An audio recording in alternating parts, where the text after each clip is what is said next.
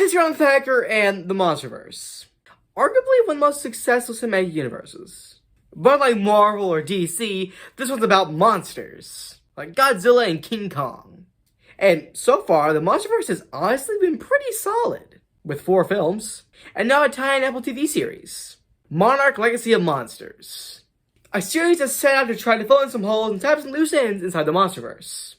And just give a general backstory to the MonsterVerse in the first place.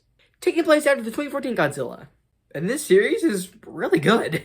I love how this ties up so many loose ends and holes in the MonsterVerse that I really had complaints with before. It gives a full backstory to Monarch, the main corporation in this universe. You guys know that I thought Godzilla vs. Kong was just okay. But this series has really got me to like this movie. After Godzilla killed the monsters, they didn't make as much money as they wanted, they kind of shifted over from Godzilla vs. Kong. Changed a few things, introduced some new things, but this series helps explain those new things that they shifted from and changed. So it's made me like Godzilla vs. Kong more than I did before. And the characters of the series are so compelling. That's a big complaint with the MonsterVerse in general. Humans not interesting. We want to get to the monsters. Get over. We want to see the monsters. Godzilla, King Kong, is that Mothra?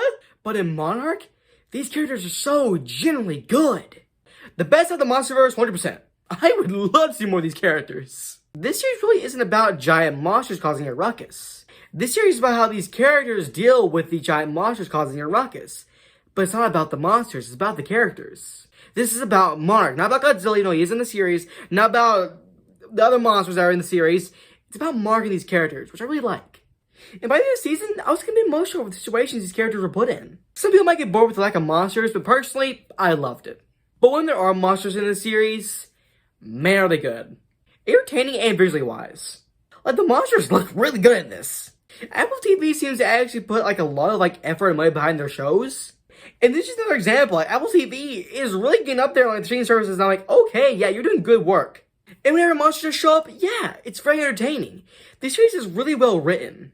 It's nice to see so many new, unique, and creative monsters.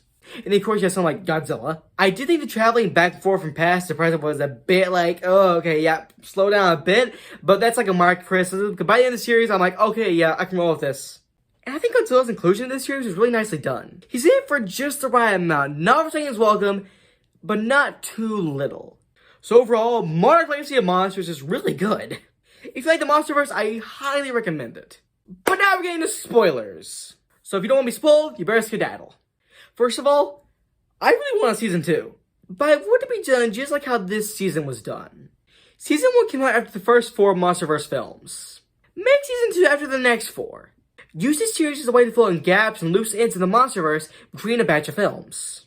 Season 1 took place after Godzilla 2014 and just before Godzilla killed the monsters. So make season 2 where season 1 left off, and have it end at whatever MonsterVerse movie there is in the future.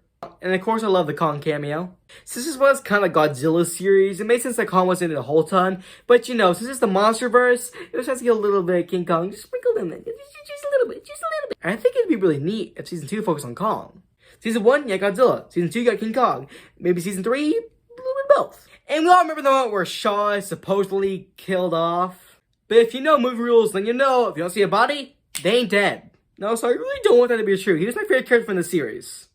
And while the final battle between Godzilla and the Island Dragon was short, I didn't mind that. Sometimes you just want to see Godzilla absolutely just demolish something. So overall, I love this series. And I hope we get more.